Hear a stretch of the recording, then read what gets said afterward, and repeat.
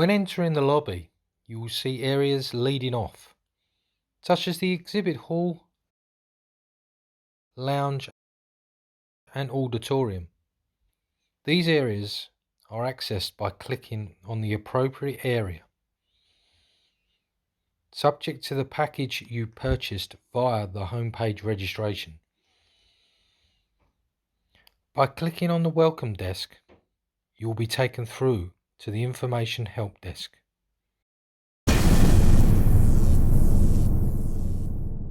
Welcome to V-Reptile, the world's first virtual reptile expo. Not only do we have the main exhibit hall, but we also have a unique lounge area where you can interact with customers and vendors alike. Also pop along to the auditorium where there are exclusive videos to be watched at designated times.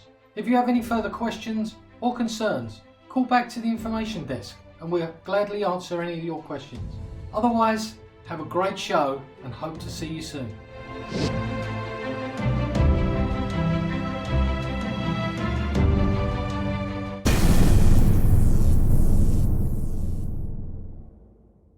Once you have entered the auditorium, at the desired talk and video time as listed on the auditorium agenda, simply click on the viewing screen to watch the desired speech.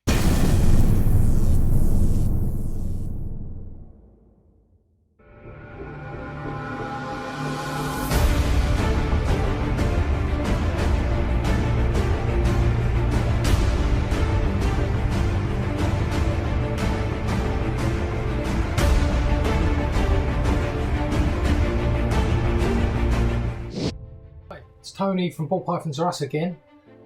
Just doing a video today on genes that pop out in people's collections, so new genes that appear. I want a little chat about that, and we're also going to talk about the comparisons, which I get an awful lot of calls about.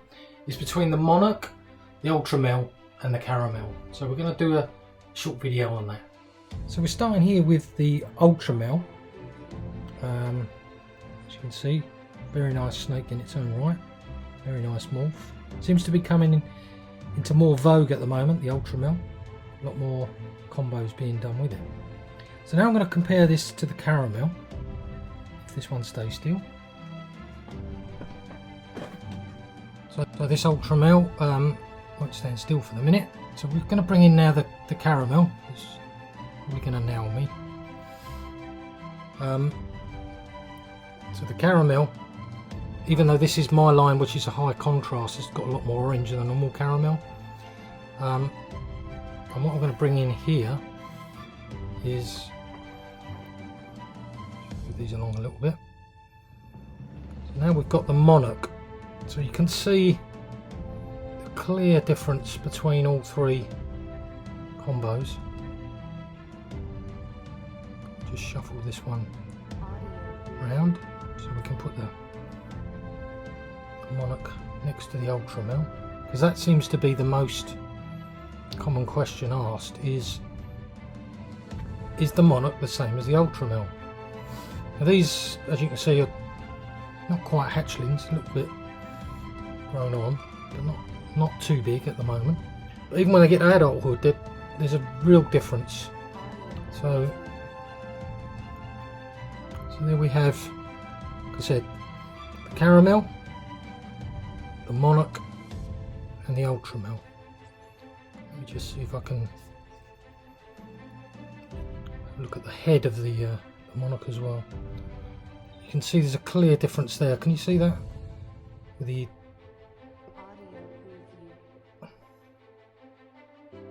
just the head colour as well. If we watch that for a minute, and what I'm going to bring out now is a just hissing. What we're going to add in now is that's a pastel Monarch. So again, even the pastel Monarch is very different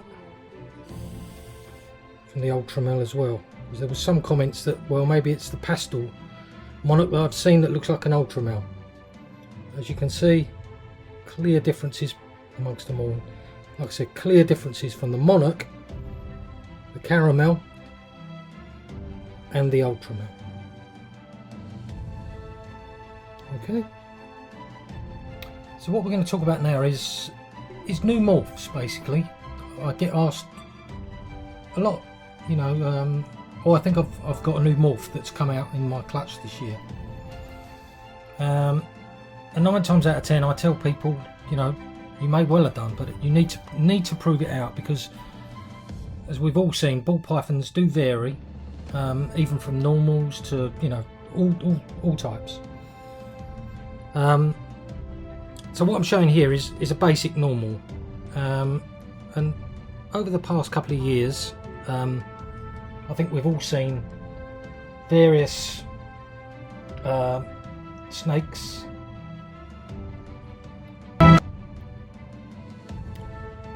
and there's been lots of new morphs that have come out of just random clutches that people have had or within their collections. And just recently, the Moray gene, which has come out of IRES reptiles. I think they also had the Stranger, but again, it's come out of a random clutch. This gene has popped out, but what they've done over a period of time, they've proven it out to make sure it is genetic, and I think that's the key. If anyone does get something that seems different, I know this might sound the obvious thing to do, but you've got to prove it out to make sure that it is genetic, and it does obviously reproduce the morph that you're looking at producing. So what I'm going to do here, this is the nearest thing I've got to a normal. It's actually a het, but so what I've had come out this year, not just one, but 2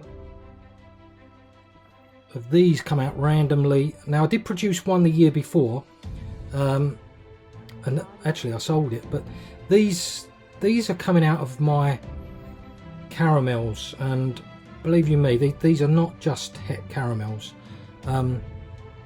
If you was to see some het caramels, they look no different from this particular one here. So what's going on with these two, I'm not quite sure yet. We're gonna have to prove it out. Unfortunately, these two are both males. Now, like I said, I produced these over 2 or 3 year period, but it was only this year I decided to keep these boys back to prove something out, to see whether this is a genetic. It's certainly something different, and it's not, like I said, it's not just the het caramel that's influencing it, because I've produced many het caramels over the years. And what we've got to remember is Desert Ghost, the original Desert Ghost from Mark Bell, that was, I'm led to believe, and came from a caramel line as well that popped out, which obviously Desert Ghost now, as we all know, is, in my view, is one of the best recessive genes out there.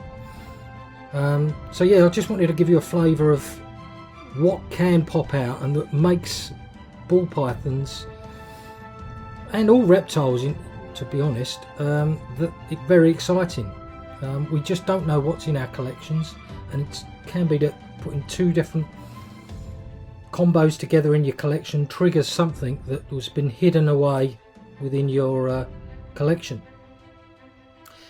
And I know Billy Mutation Creation did a great video just recently on the cryptic gene, and I think he summed it up magnificently well, and very simply, so hats off Billy to that one. And again, the cryptic gene has just cropped up in a lot of people's collections within the clown. But what amazed me this year was I had it crop up in the Monarch gene. And again, the Monarch was a random gene that popped up with someone just buying 2 pastels from a pet shop, bred them together, and out popped the Monarch. So I'm just going to show you now, just put these away. So I'm just going to show you now the Monarch cryptic. And again, this just popped out in my collection randomly. Call it luck, call it whatever you like, but it's such an exciting thing when it happens. Now I'm saying it's cryptic. I'm pretty certain it is, just by the characteristics of the eye band that's very common on cryptic, as you can see. The head stamp, and also this random wild pattern. If I can show you a normal, which we had out earlier, a normal monarch, you can see most monarchs come out with very little alien heads. This thing is crazy. The patterning is like I've never seen before on any monarch. So my experience of, and also the white, I don't know if you can see how white this up the sides, again typical of the cryptic gene is this white around the and up the flames up the side.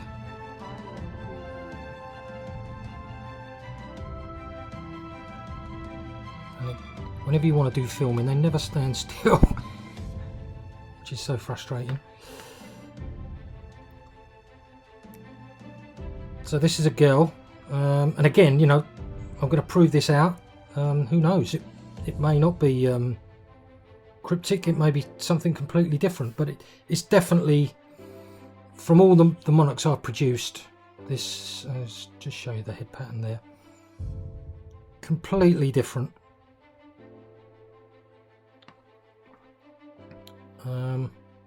Spoken to a couple of people who have had monarch, and they seem to think it is. Oh, sorry, cryptic.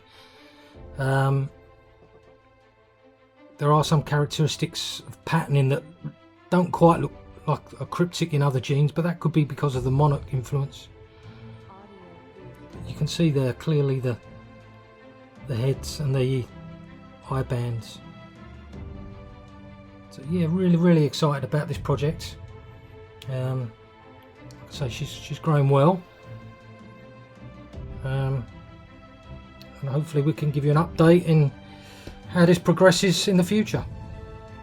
Till then, speak to you soon, and as soon as we have some new babies hatching, I'll be posting regular videos. Thanks.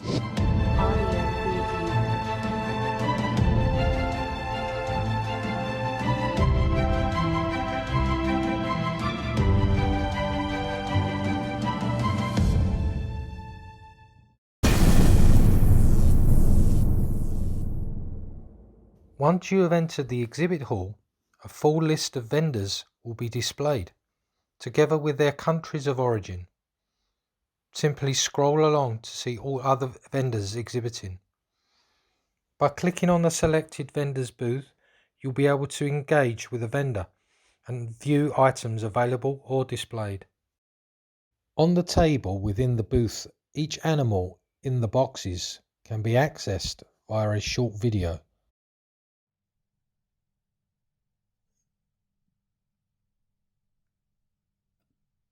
As well as full details of the animal. Further animal products can be viewed from the tab below the booth, stating more animals / products. A further tab will enable you to communicate with the vendor, either live or by leaving a message. At the side of the booth, a further video of the vendor's animals, products or facility will be available to view by clicking on the screen.